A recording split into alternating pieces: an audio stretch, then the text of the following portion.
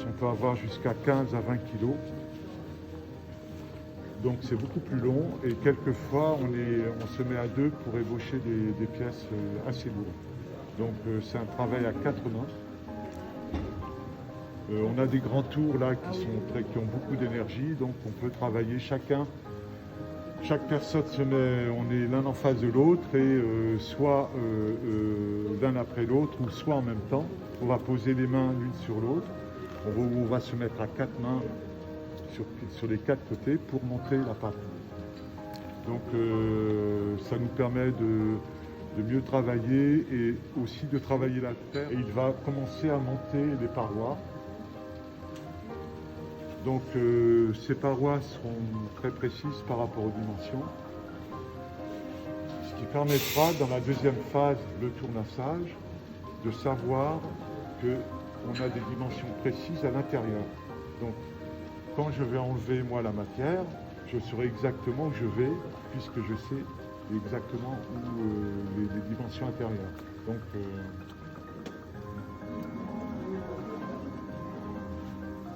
vous voyez, il met souvent ses mains dans l'eau pour que ses mains glissent.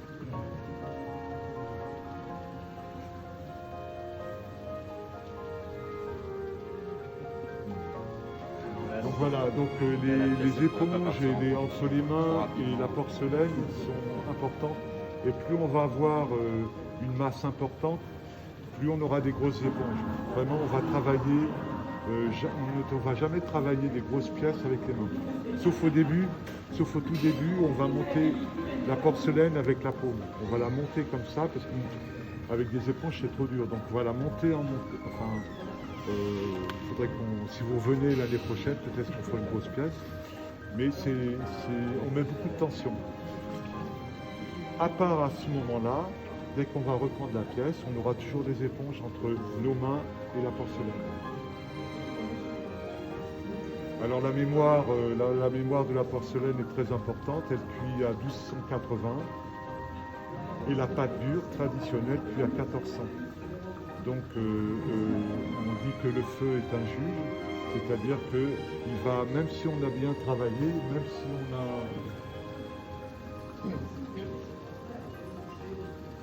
on a une paroi parfaite, ce n'est qu'après cuisson qu'on verra si elle ne s'est pas déformée. Donc la porcelaine donc, a une grande mémoire, elle fait ressortir tous les défauts pendant la cuisson. Et en général, on va toujours voir nos pièces après cuisson pour voir comment elles sont.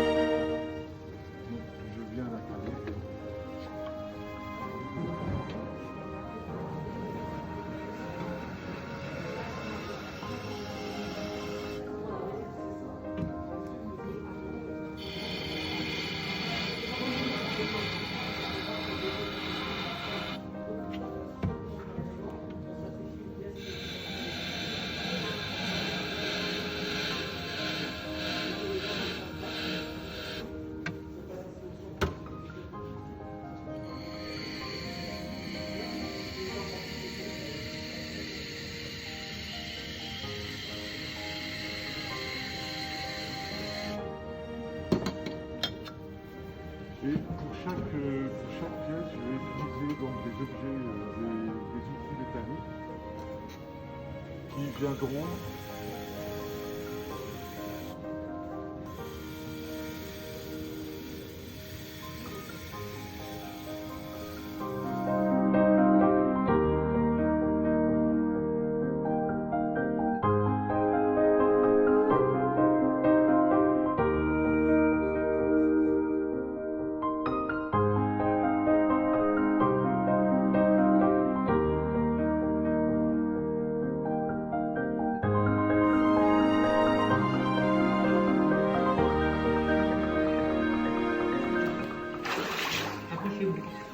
ça va très vite. Il y a une petite odeur de soufre, c'est pas grave. Je peux tout de suite toucher la pièce. On est passé d'un liquide à un semi-solide. Où là, je fais pouvoir tranquillement.